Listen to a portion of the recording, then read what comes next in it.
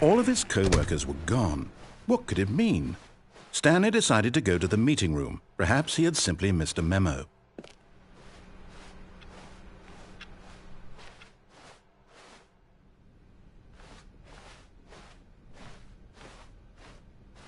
When Stanley came to a set of 2 open doors, he entered the door on his left.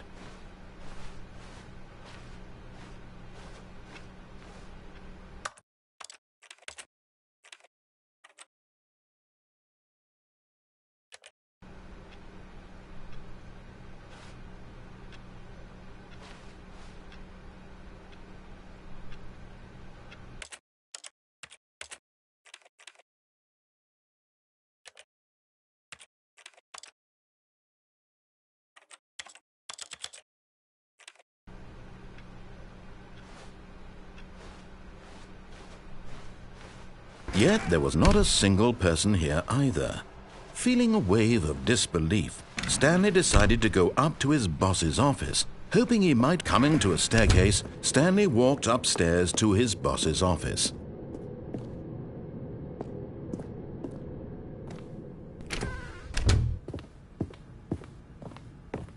Stepping into his manager's office, Stanley was once again stunned to discover not an indication of any human life. Shocked, unraveled, Stanley wondered in disbelief who orchestrated this. What dark secret was being held from him? What he could not have known was that the keypad behind the boss's desk guarded the terrible truth that his boss had been keeping from him. And so the boss had assigned it an extra secret PIN number, 2845. But of course, Stanley couldn't possibly have known this. 8.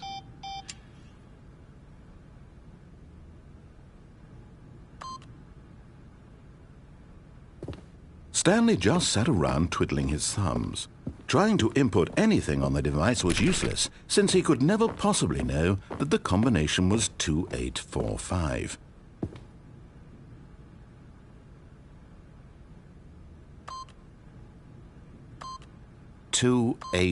Yet incredibly, by simply pushing random buttons on the keypad, Stanley happened to input the correct code by sheer luck. Amazing! He stepped into the newly opened passageway.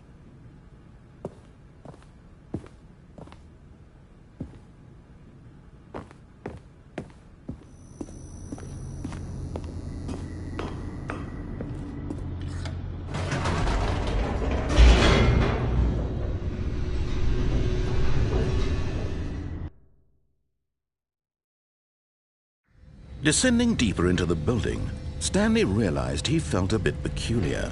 It was a stirring of emotion in his chest, as though he felt more free to think for himself, to question the nature of his job.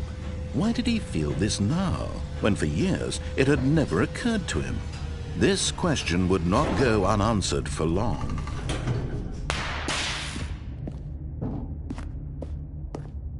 Stanley walked straight ahead through the large door that read Mind Control Facility.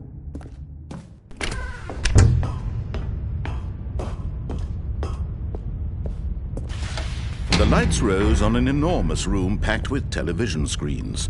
What horrible secret did this place hold? Stanley thought to himself. Did he have the strength to find out?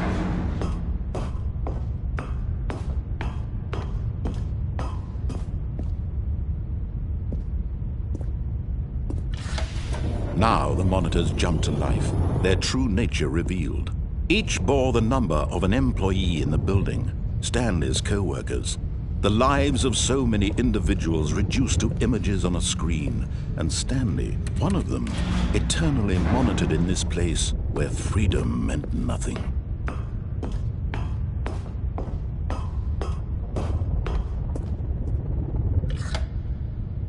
This mind control facility, it was too horrible to believe. It couldn't be true. Had Stanley really been under someone's control all this time? Was this the only reason he was happy with his boring job? That his emotions had been manipulated to accept it blindly? No, he refused to believe it. He couldn't accept it. His own life in someone else's control? Never! It was unthinkable, wasn't it? Was it even possible? Had he truly spent his entire life utterly blind to the world? But here was the proof, the heart of the operation. Controls labeled with emotions, happy or sad or content. Walking, eating, working, all of it monitored and commanded from this very place. And as the cold reality of his past began to sink in, Stanley decided that this machinery would never again exert its terrible power over another human life.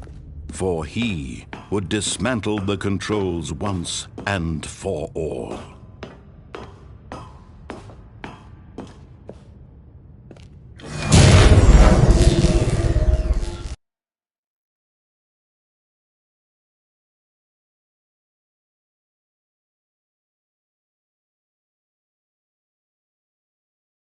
Blackness and a rising chill of uncertainty.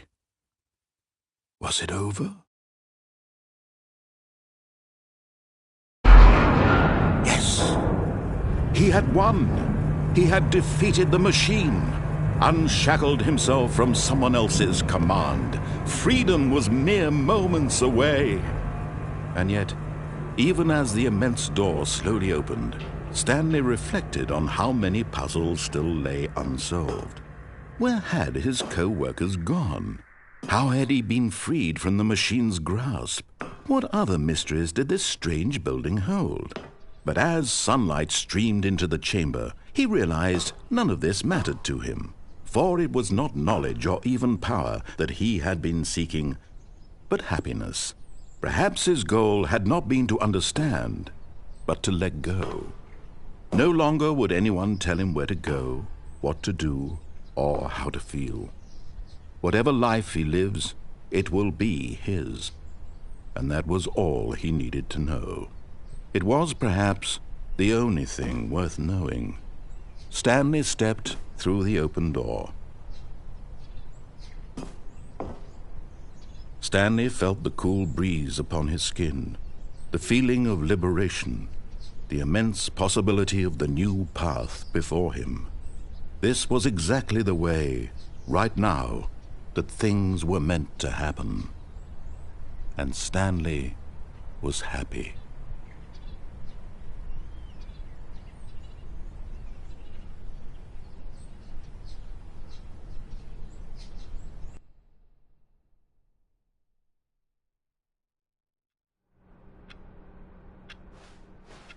All of his co-workers were gone. What could it mean? Stanley decided to go to the meeting room. Perhaps he had simply missed a memo.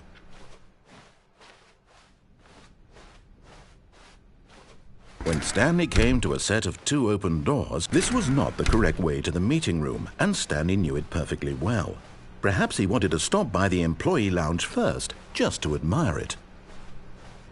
Ah, yes, truly a room worth admiring. But eager to get back to business, Stanley took the first open door on his left.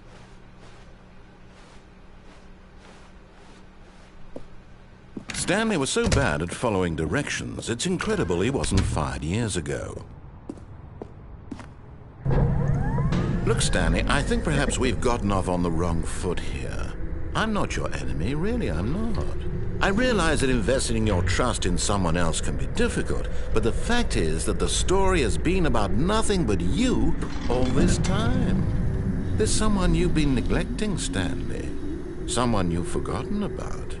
Please, stop trying to make every decision by yourself. Now, I'm not asking for me, I'm asking for her. This is it, Stanley. Your chance to redeem yourself, to put your work aside, to let her back into your life. She's been waiting. That's her, Stanley. You need to be the one to do this, to reach out to her. If you can truly place your faith in another, then pick up the phone.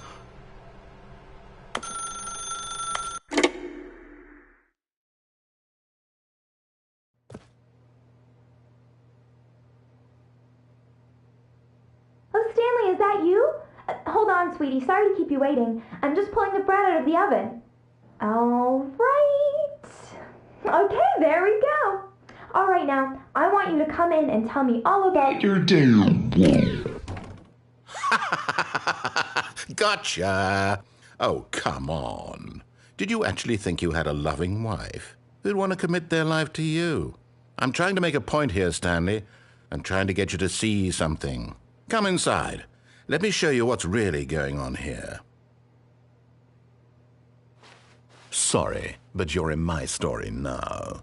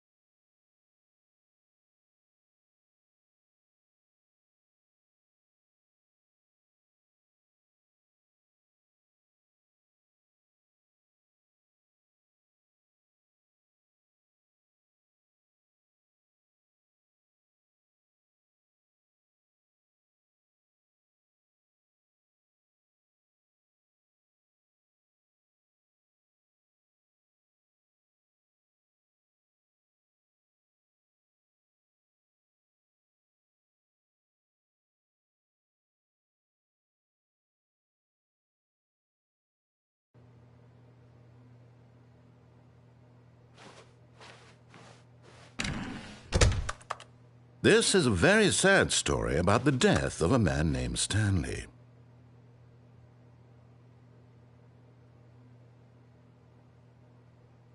Stanley is quite a boring fellow. He has a job that demands nothing of him, and every button that he pushes is a reminder of the inconsequential nature of his existence. Look at him there, pushing buttons, doing exactly what he's told to do. Now he's pushing a button. Now he's eating lunch. Now he's going home. Now he's coming back to work. One might even feel sorry for him, except that he's chosen this life.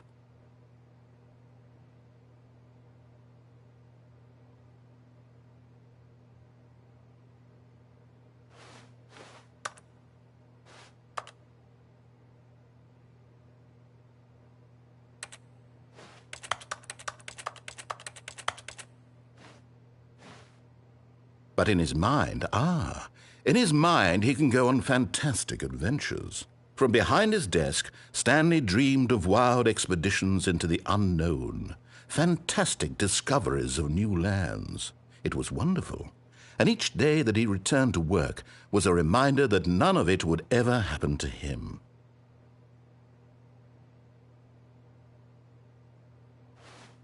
And so he began to fantasize about his own job. First, he imagined that one day while at work, he stepped up from his desk to realize that all of his co-workers, his boss, everyone in the building had suddenly vanished off the face of the earth. The thought excited him terribly. So he went further. He imagined that he came to two open doors and that he could go through either. At last, choice. It barely even mattered what lay behind each door. The mere thought that his decisions would mean something was almost too wonderful to behold.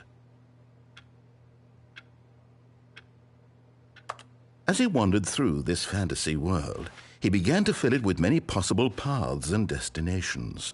Down one path lay an enormous round room with monitors and mind controls.